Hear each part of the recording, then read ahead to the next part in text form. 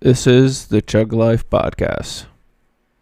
So from the very beginning of this war, let's be very honest, from the very beginning of the second part, full-scale war, yes, we're speaking about what was almost 3 years ago, everybody was sure in the world that we will lose.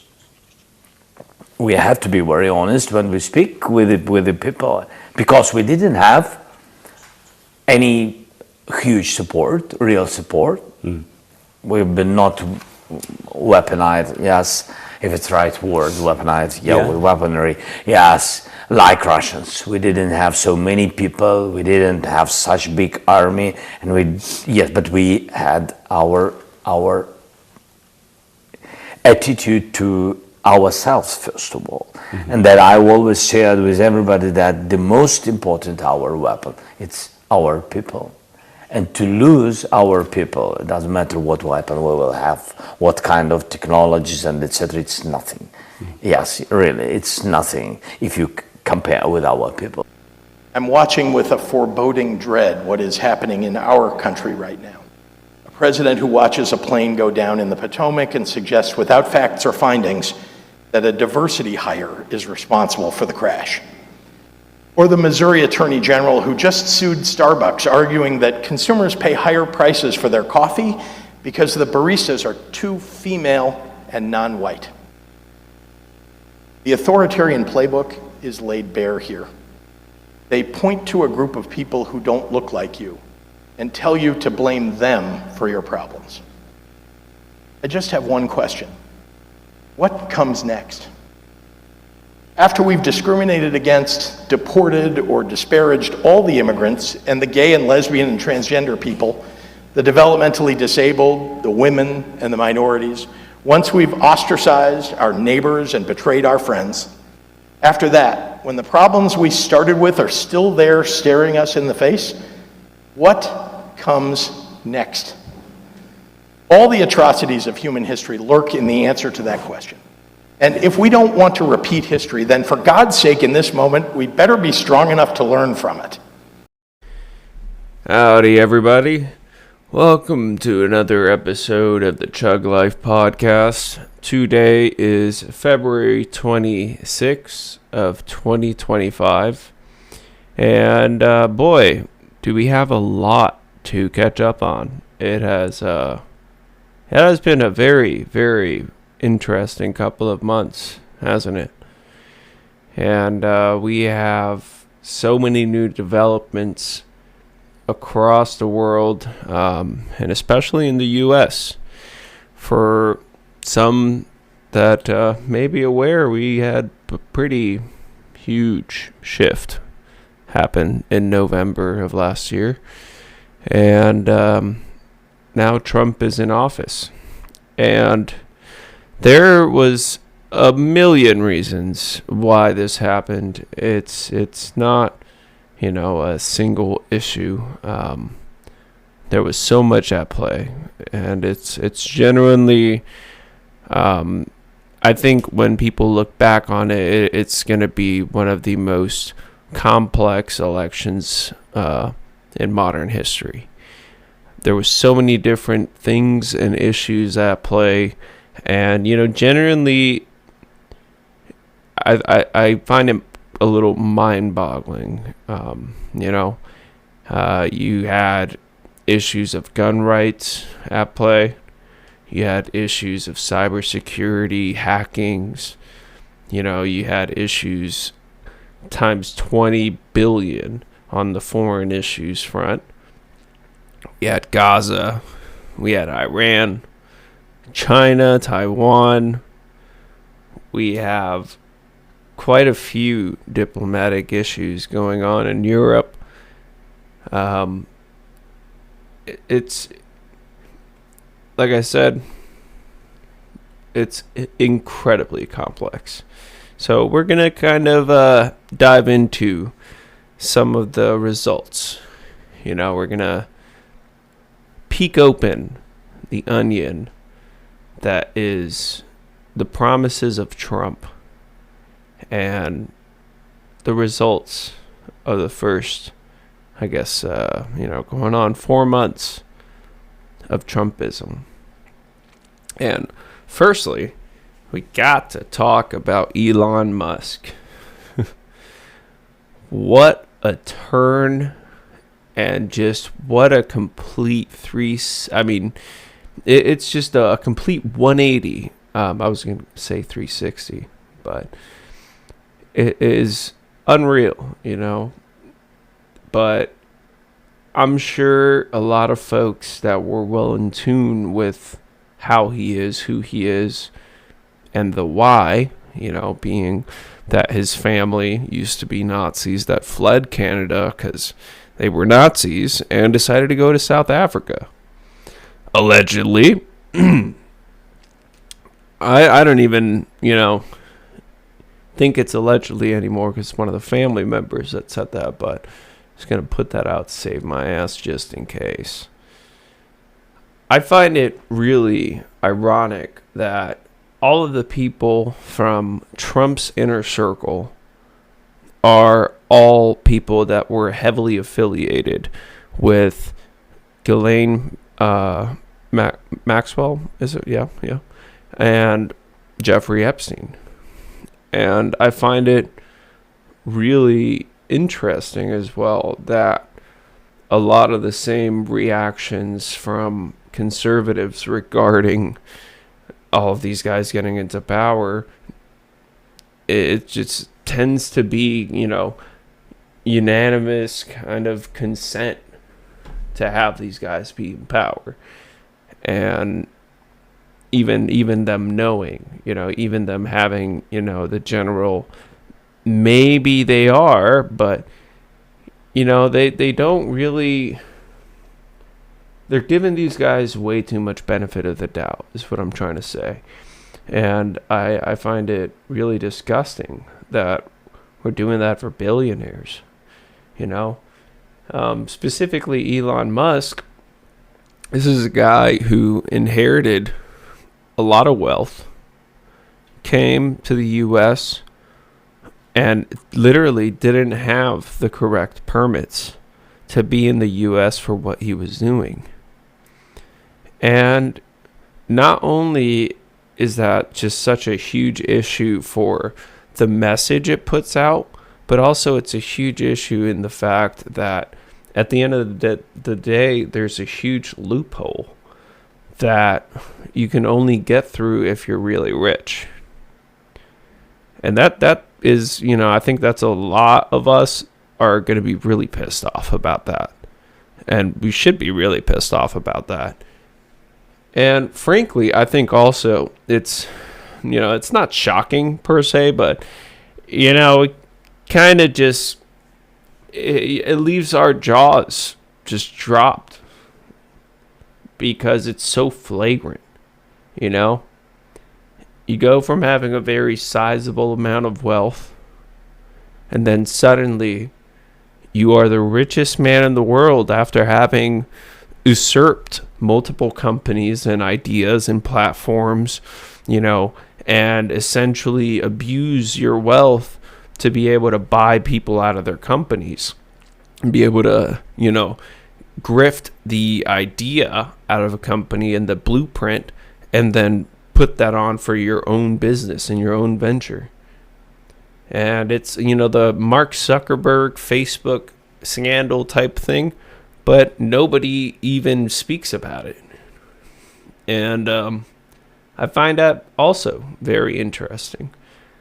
Just how much cover the general media on the right will give these ideas, but also how much fluff and bluster they put out into the sphere to try and cover for it. They'll hem and haw about immigration all day. They'll hem and haw about the fact that all these Democrats are making your kids gay with the water.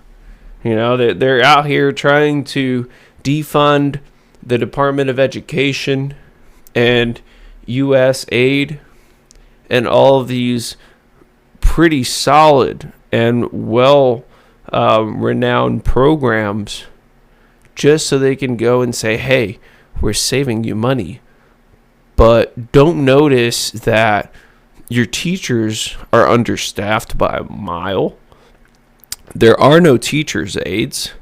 And, it just so happens that life expectancy and the standard of living, all of that's just going to go to shit.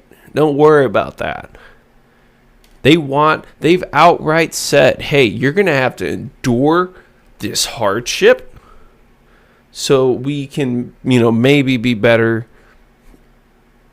20 years from now. And they're outright saying this. They expect the general public to be okay with it. And obviously, it's going to last, 3 years and some change. So, when folks start to get very riled up about this, I want to kind of present the idea once again that it takes a lot longer from just 4 years to be able to dismantle democracy and the wheels of government. That is my belief. I will stand on that. Now, to an extent, this isn't me shutting down people that believe otherwise. I think these are valid, points, and they need to be made for a democracy to be able to function, because these contradicting points allow for the basics of democracy to continue to strengthen. And for the general message of democracy to flourish, there needs to be debate and consent among the governed. So what that means is not only are we actively taking part in the discussion by voting, that's at the end of the day, y'all. When you vote, what I'm trying to do here is get to the point that voting is incredibly important, one. And two, there is so much that goes into your vote and what you do when you put that vote in the ballot box. You are saying, I care for my friends, I care for my future, and I care for these things. Now, I'm going to talk about, for the next minute or so, about what Trump is bringing to the fold and why I'm genuinely disgusted with Trump voters. It is just, especially the more flagrant ones that are incredibly proud and rambunctious about their support. It is so fucking disgusting. Like, listen, man. I was a huge Obama supporter. As young as I was, I loved the idea of having a black president. I loved watching that man speak, man. He just captivated me. And that led me to getting into politics the way that I am involved today, and with the interest that I have for it. And that's what the good thing about politicians is. But at the end of the day, you have to realize that this is a person who has faults and who may end up being very different from what you perceive and what your image is of that person. And what I mean by this is when you look at a Trump supporter and you come to understand that they're supporting somebody who's a felon, 34 counts, all right, and he's been convicted of rape charges, okay? On top of that, he has photos with Jeffrey Epstein. He has videos of him going, yeah, Jeffrey's a great guy, even though, I know he likes younger girls. He's a great guy. And Jeffrey's all coddled up next to him like he's a fucking lemur or something. The image is creepy, but what they're outright not saying but showing is worse. And I think at the end of the day, when you have him going out onto interviews and they go and say, hey, what are you going to be declassifying? And he goes, oh, well, we'll declassify, we'll do some Vietnam files. We're going to do JFK, we're going to do the Booth files. We're going to do everything. And their mother. And he's like, okay, so you're going to do Jeffrey Epstein's files, right? Just crickets. Absolute crickets. And I think that within these points, you can kind of realize the connection between him to Elon Musk through Jeffrey Epstein. Because if you want to sit here and tell me that Elon Musk wasn't involved with Jeffrey Epstein, listen, man. I just want to say that if there was anybody that I would be willing to put money that was involved with Jeffrey Epstein, it would be the richest man on earth today. Now, I understand this is close to 20 years ago and some change, but I also just want to reinforce that this is the same social circle. Just let's understand that Ghislaine and Elon have photos together. Okay? So is it fair to say that he knows who Epstein was? Yes. I think that by any fraction of my mind, I'd be willing to put every single egg in that basket that yes, he knows who Jeffrey was. And by extension, he should know that Jeffrey's around a lot of like really younger age looking women. I mean, this is, it's not just Ghislaine. So, and I think at the end of the day, when you have that connection, so is it guilt by association? Yes, is more just what I'm trying to get at here. But I think that when you're trying to defend, I don't want to release these files, we're not going to talk about this, and then the FBI is also skating around the issue. I think at this point, that's your message. That's the action. What you've said is that you would go ahead and declassify everything, but at this point, that's out the window.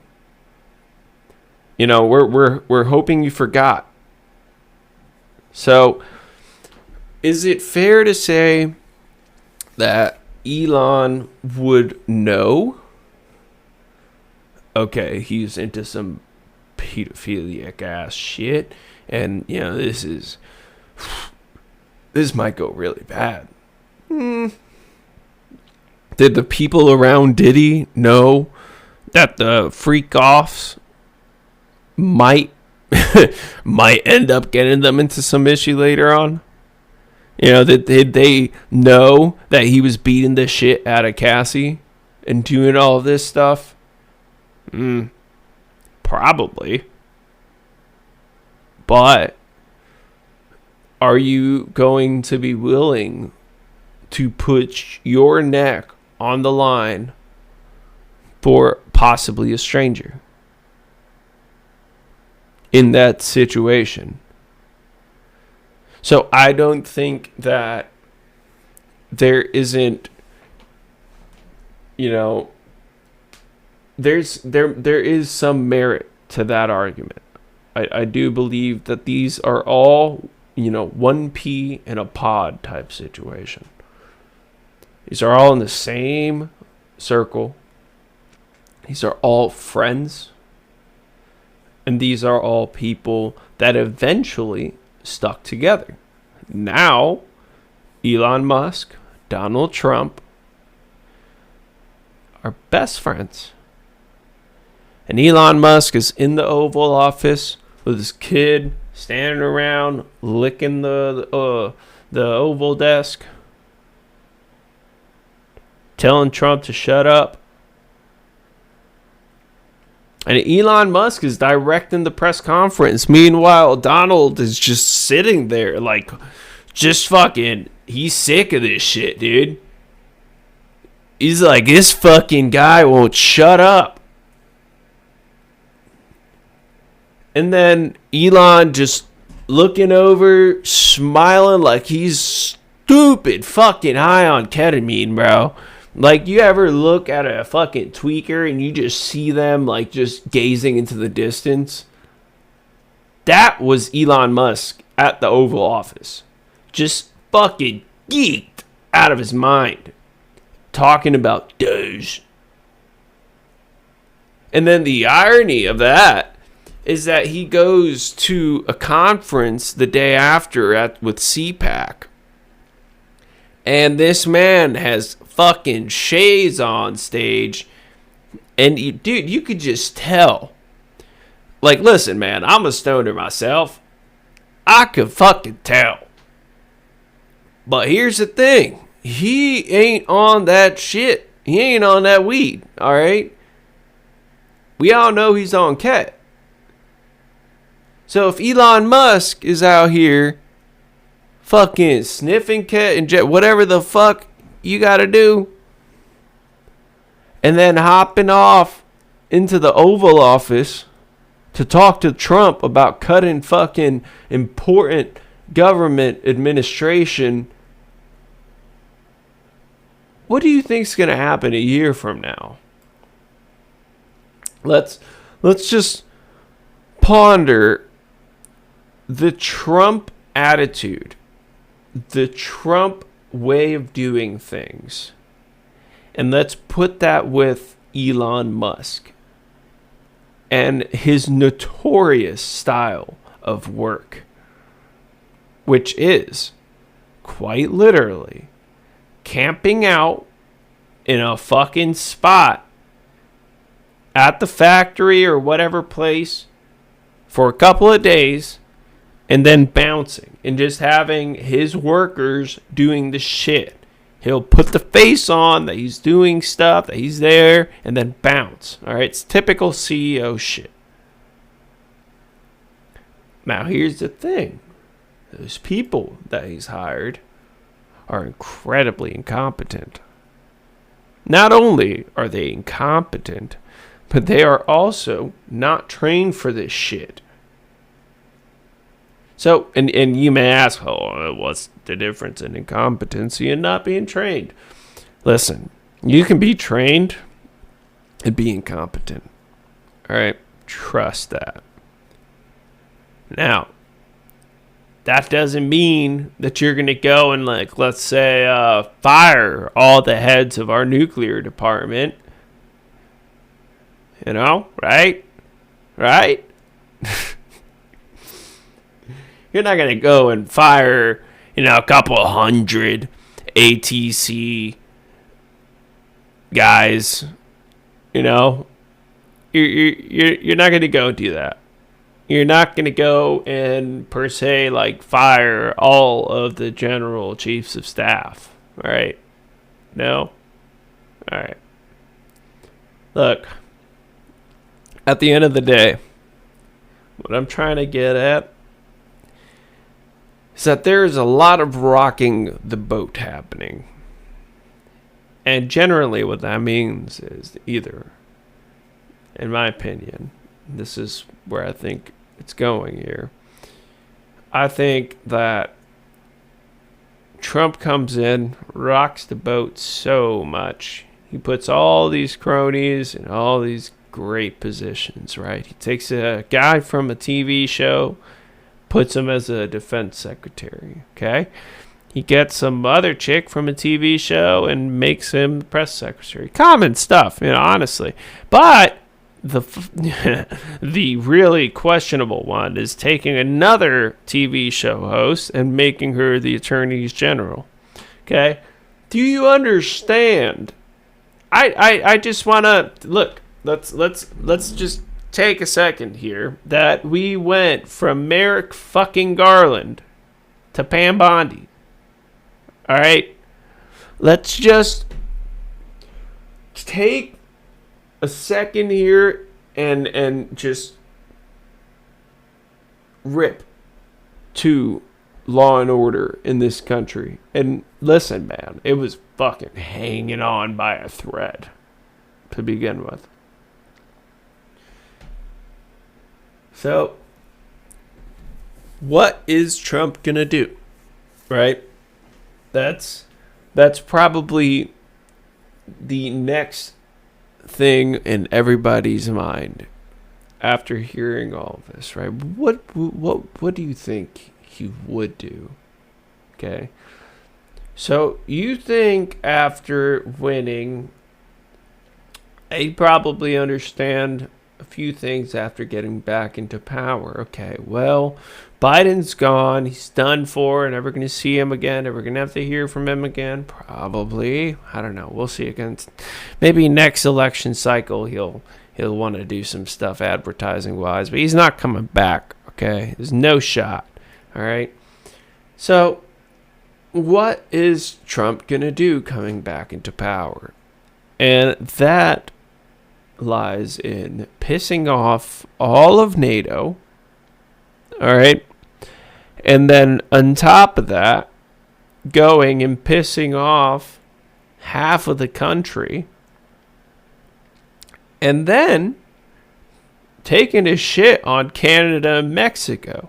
Again. He tries, and he's going to try, to levy a bunch of tariffs on people. And he's telling all of his supporters, hey, this isn't going to affect you, man. Don't worry about it. I haven't lied to you before.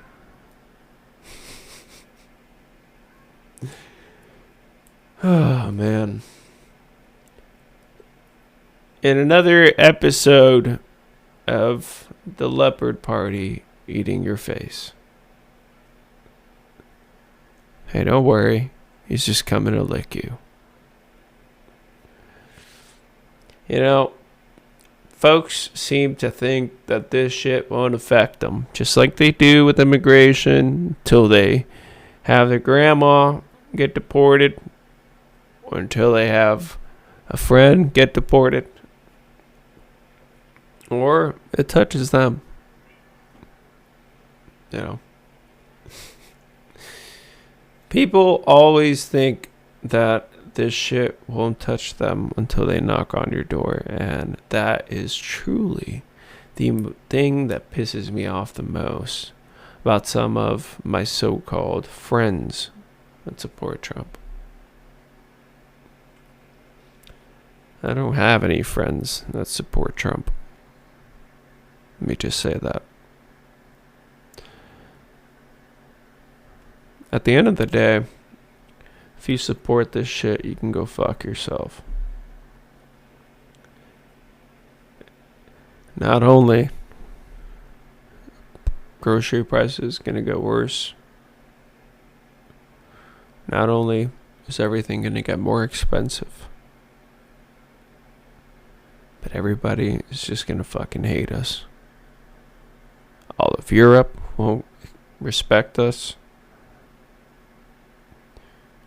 Man, what we have done to Ukraine. And I hope he doesn't go through with his current stances on Ukraine. But there's a lot of members of Trump's cabinet that are speaking direct Russian propaganda. And Trump even himself disrespects Zelensky quite often.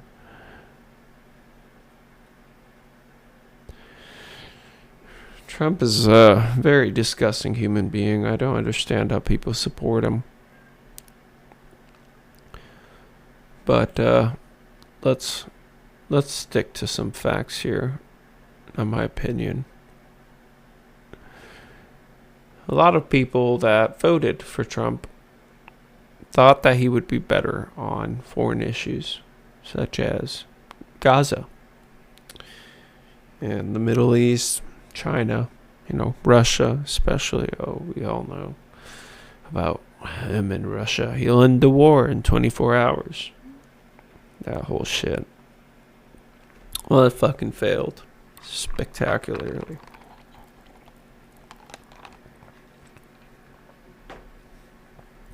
Not only did it fail, but the Russians have been more brutal and been committing crimes more indiscriminately than before. That is the Trump promise. It's not peace, it is appeasement. That is the reality of our world. Is that Biden did stuff to stop this. He provided arms. He went every measure short of putting boots on the ground. Sure, it wasn't slow, or it wasn't as fast as we wanted. Sure, it wasn't as efficient or the quantities that we wanted. But he fucking tried. And that's the thing. That's the shit people don't understand. Is that at the end of the day, you have to convince the people. And that was happening slowly but surely, but Trump poisons the well, as he does with everything. He is downright evil. And at the end of the day, Trump is going to continue on his decline. This is the thing, is that his apex, the absolute climax of his life, was that second inauguration. That's it. And he knows that now. So he's got to scramble hard to try and get laws changed, laws amended, and the public to change their minds on how they feel about that, so you can get a third run. Now, one other of the million reasons Trump won is the absolute failure of the Democrats to try and bring a somewhat arousing figure to the front to run. So at the end of the day, it was way past Biden's time, I believe. And although he was a fantastic candidate, he did all that he could, I think we could have done better. So, am I inclined to say that Trump is better than Biden? No. Trump is just a little younger than Biden, by a couple of months, even, if I recall. So, I don't think there's any viability in that argument. I think that, if anything, Biden would be better off than Trump, because Biden would know to just rely on his advisors, and he would have solid advisors. He had great advisors. Let's just understand that during Biden, we didn't have all the bullshit we had with planes. We didn't have all the bullshit we had with Ukrainian president being disrespected and Russian talking points being said out of the Oval Office to millions upon millions of people from the president and his cabinet. We understood that there was a very, very thin line that you had to walk to be able to appease the people that we are supporting so they can fight for their lives, and also not start another war.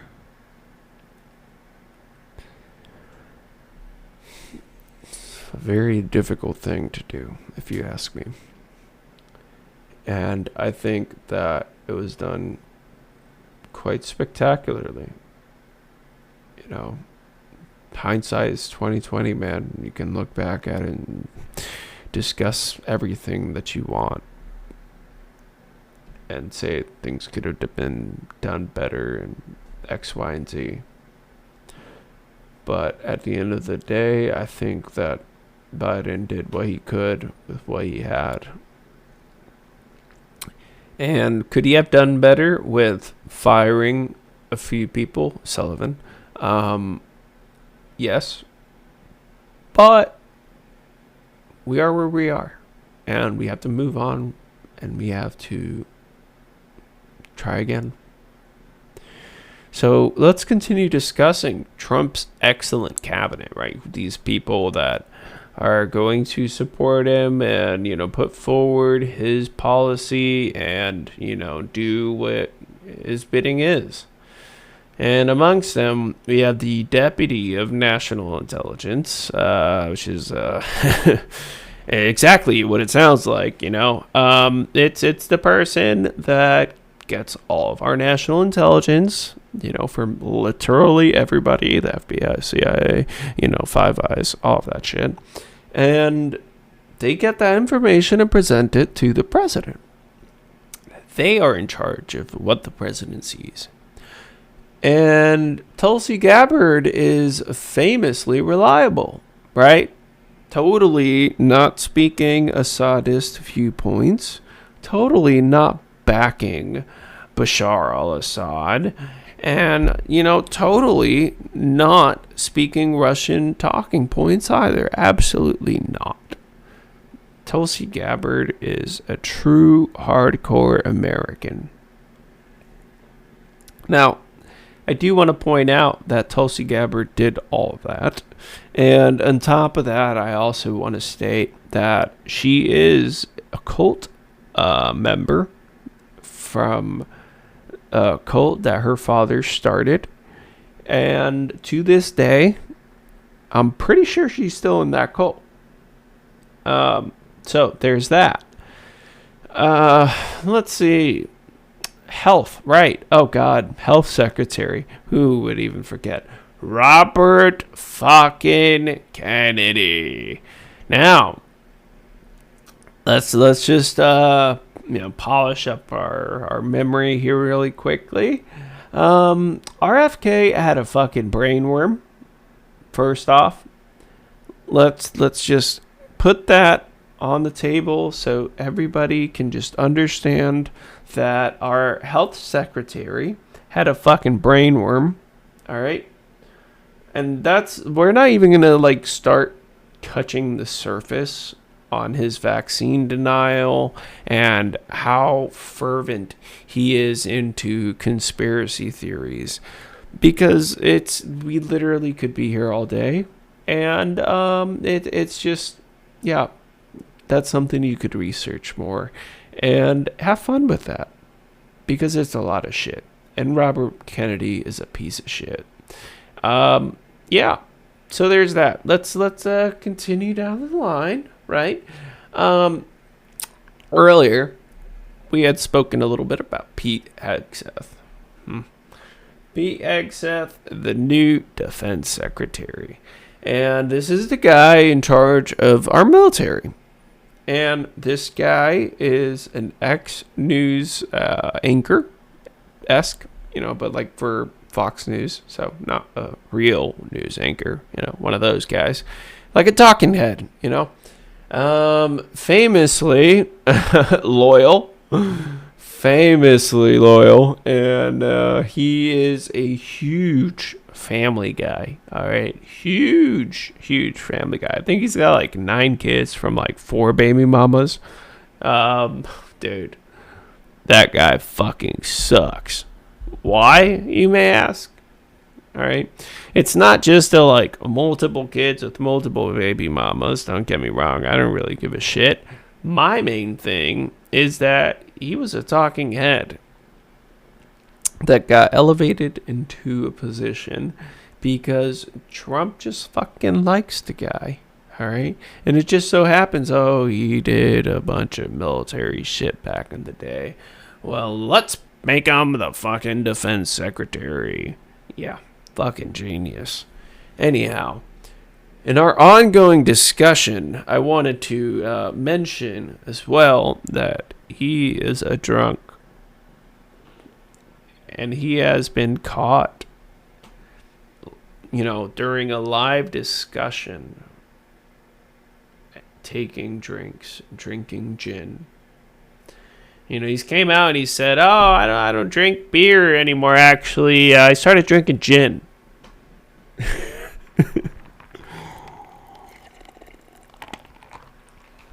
Incredible. Oh man, I do believe that there's a very stark difference in how the Democrats run government and how Republicans do. And I also believe that to be a great moral test, because if you can't see the difference, then fuck me. God help you. Anyhow, we need to talk about Gaza, right? People, for some odd reason, thought that Trump would be better for Palestinians and would be, able to provide a better resolution for the Gaza conflict than Biden. That has turned out atrociously. Trump has put out a video of like a resort over Gaza. Not literally over Gaza, but, they reconstructed Gaza into a huge Trump resort. And it is all AI, so it is fucking disgusting to watch. My eyes burned and I lost 50 fucking IQ points. It was disgusting. I think that a lot of the folks that voted for Trump are going to get what they deserve and hopefully learn from this situation. And when I say that they're going to get what they deserve, I don't mean that in a, they're going to get what they deserve, but you're going to fucking learn, dude. Like, there's a lot more to life than getting what you want. And by having compassion, you're able to learn that. You are able to learn that if other folks with less than you can have things, and you will too be more happy. Because if everybody could just be a little bit more happy, we would all be better off.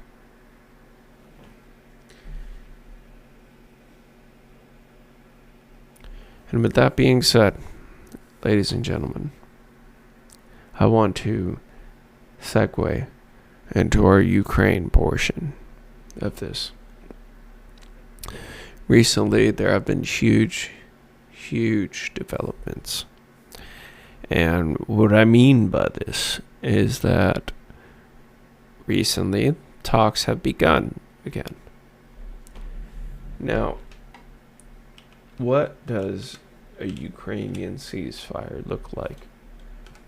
According to Russians, it means that they keep all of their territory. Now, do Ukrainians want to accept that? Absolutely fucking not. Now, what is the main issue with that ceasefire? Aside from having all of the territory not be seized and Russia not pull out of Ukraine, the main issue is that this agreement was done without Ukraine in the room. So a Minsk III essentially was attempted. Another agreement without the Ukrainians in the room. And of course it was flatly denied. And of course everybody fucking just wring their arms. They're acting upset. Oh man, why didn't you accept this? It is obvious to everybody that is entombed in the war since 2014, that Russia only regains strength on ceasefires.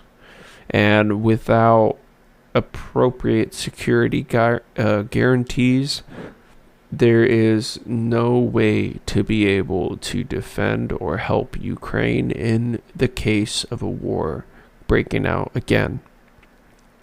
So everybody's working on different means of putting European troops on the ground in Ukraine to be able to create a DMZ like we have in Korea.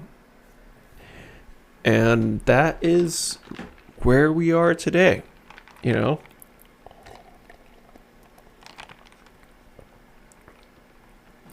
We are making another DMZ because a tin pot dictator thought, I could walk into Ukraine, and in 3 days we'll take it all, and that'll be that.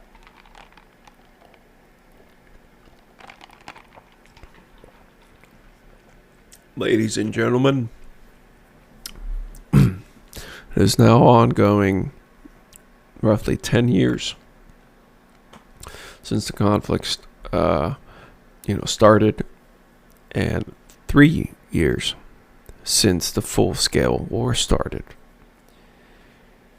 And this is a Ukraine that people discounted immediately when the war started. And this is something that nobody ever thought would be able to be pulled off. So I just want to highlight that for you guys. Just so you're aware of the sheer strength of Ukrainians and the sheer resilience of their supporters. And that is in alignment with the belief that everybody deserves freedom and everybody deserves to have the right to do as they want and to believe what they want. And that is what the Ukrainians are fighting for, I believe. And I believe it is, frankly, one of the most noble campaigns to support. It is one of the most righteous conflicts in possibly in recent history. And I don't say that lightly. It is very easy to understand at the end of the day, absolute end of the day, every single Russian that goes into Ukraine is going into Ukraine to commit murder, to harass civilians, and to commit atrocities on Ukrainian land. It is important to understand that when you are looking at anything in regards to this conflict. Now, there have been so many developments with the war that it's really difficult to put into words. We have drones that are capable of dropping thermite now. We have drones of large proportion. They have the ability to create a self-flying airplane that is a kamikaze. And this is by far one of the most destructive means to put a whole industry out of production. In one day, you can cripple an entire economy with some of these attacks. And of course, Russia's so large, it takes time for this to trickle down, Some of the stuff that happens last year is only just now starting to really take into fruition, Per se, the North Koreans that came to Russia all got killed. all got sent packing. There's more on the way for sure. They got more equipment on the way as well. Russia has gotten North Korea so involved in this. I don't believe that they'll have the political will to be able to pull out of it unless something big happens. Once the Europeans land in Ukraine, it's over. They're all going to go home running. One of the main things that everybody fears, okay, if this conflict goes hot on a scale further than Ukraine, is the amount of planes that will be in Ukraine's sky and around Ukrainians. It will be an unreal amount. I want to hearken you all back to some of the Iraqi Desert Storm opening moves. Just go and pop that into YouTube if you're interested enough. They have incredible demonstrations and it, top-down view of all the different movements, hundreds upon hundreds upon hundreds of aircraft. And that is the kind of power that you would exert over Ukraine to be able to close the skies and to be able to tell all the Russians to fuck off. Now, as soon as that happens, the war is done. That's, in my opinion, and if I'm going to be honest with you, when Trump came out and he said, "Oh, we'll end the war in 24 hours." I thought that's what he would do.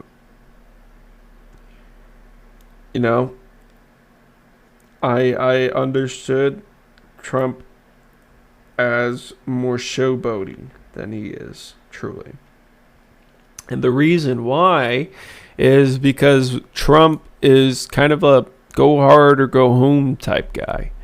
If he's going to do something, he's going to go all the way. He's going to go for your throat, so to speak. So I think that in this event, I was kind of expecting him to get on board with more of these more military based responses to getting a ceasefire enacted. But Trump don't got the balls. So it is what it is. We'll move on and continue speaking about the shithole that he's made the White House. And ladies and gentlemen, it is a shithole. Alright? The reason why, specifically now, is because of a guy named Dan Bongino. Alright? I didn't know that you could go from being a podcaster to the FBI deputy director. I find that incredible. But it, fits because his buddy is going to be Kash Patel. And he's also a fucking nutbag. So that fits. And ladies and gentlemen, this is how he operates. He gets shit on top of shit, and he calls it a shit sandwich, and he makes you eat it. And at the end of the day, that's what Trump supporters do. Eat shit. Now, what happens when Trump finally decides, all right, people think Musk runs the show.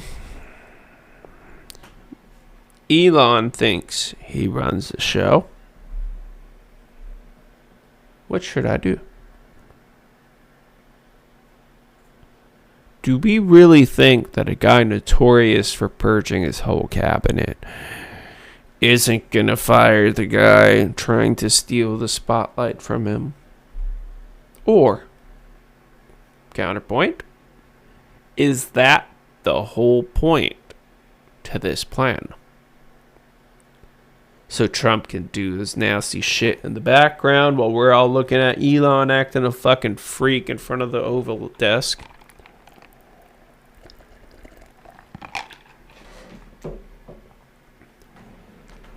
I think there's a very interesting thing in Elon and relationships. Elon and Trump's relationship, but I can't really put it together. Because it just seems so fucking strange, you know?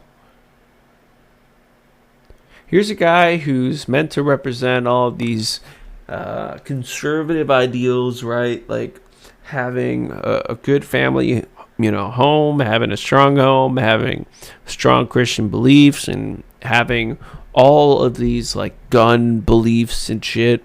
And then you have this guy who comes from a family of Nazis, who came from wealth like Trump, who comes from the same social circles like Trump, and at the end of the day doesn't really espouse any of the same like conservative quote unquote beliefs.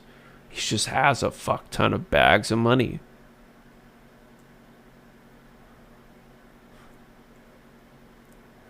What does that say about Trump too? Because now he's outright just like selling gold cards to rich oligarchs. You can get a gold card for $5 million to come to the U.S. as a foreigner. Yeah, I find that incredible. So you can't immigrate here, by your own merits. You can't immigrate here, by your own sheer strength and be okay. All right. But if you give me enough money, no questions asked, here's your green card, here's your visa. Thank you. Have a good one. I find that wild as fuck, frankly. But anyhow, last point within the Ukrainian context is that Trump promised that his relationship with Putin would end up making the negotiations go better. And the Russians have completely spat in his face. Absolutely ridiculed him. And I think that is probably the biggest, just kind of like peek into the future about what's just going to continue to happen. When you appease dictators, that's just how it goes. You get made a fool of. You can go and ask Neville Chamberlain's ghost.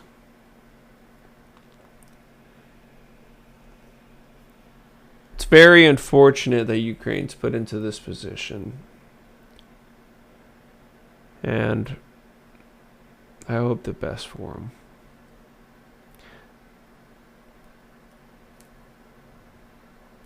At the end of the day, guys, all of this shit with Trump, all of this shit with the general, world going into chaos, it is something that is incredibly terrifying to consider how far we've come in the past few years and how far we've fallen. But that is what Trump does. And we just have to get through it. You guys, hang in there. I love you all. Thank you for tuning in. We'll see you soon.